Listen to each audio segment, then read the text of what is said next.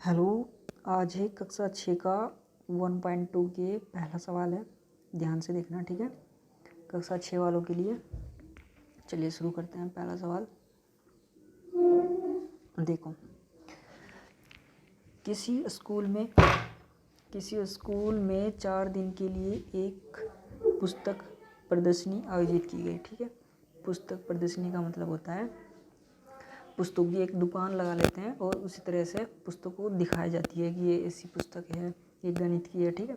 उस तरह से तो पहले, दूसरे और तीसरे और अंतिम दिन खिड़की पर क्रमशः 1094, 1812, 2005 और 2751 टिकट बेचे गए। यानी कि जैसे प्रदर्शनी लगती है ना, उन्हें देखने के लिए आते हैं लोग, तो टिकट बांटते हैं। तो पहले दिन टिकट खरीदने के लिए कितने लोग आए? 1094।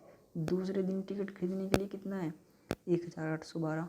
और तीसरे दिन टिकट खरीदने के लिए आए 2050। और अंतिम दिन यानी कि चौथे दिन कितना है? 2751। तो उसी तरह से अब बताना है कि टिकटों की कुल संख्या ज्ञात कीजिए। कुल है मतलब जोड़ना है, ठीक है।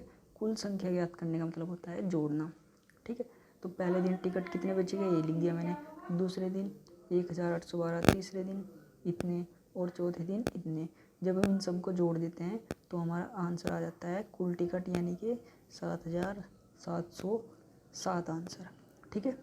इतना कर लेना, जोड़ना, ये ज़्यादा भारी सवाल नहीं है, इजी है बहुत, ठीक है। चलिए अब करते हैं दूसरा सवाल। देखो, इसको देखना ध्यान से। देखो, शेखर एक प्रसिद्ध खिलाड़ी है। वह टेस्ट मैच में अब तक 6980 रन बना चुका है।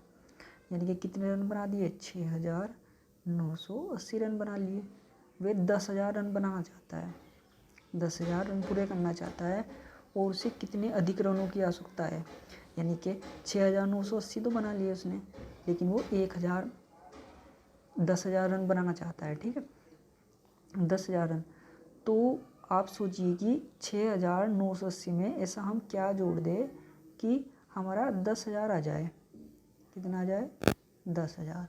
तो आप क्या करोगे? देखो, देखो, अब मैं इसकी इक्वेशन बना देता हूँ, ठीक है। एक सेकंड रुकिए आप। देखो,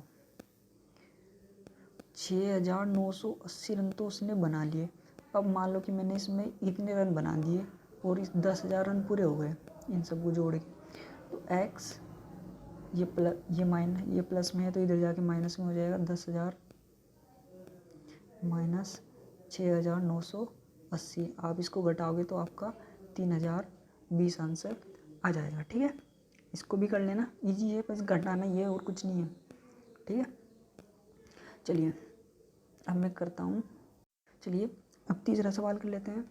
देखो, एक चुनाव में सफल प्रत्याशी ने, इसको गिन लीजिए, ठीक है, 5,77,500 मत प्राप्त किए। मत मतलब वोट, ठीक है।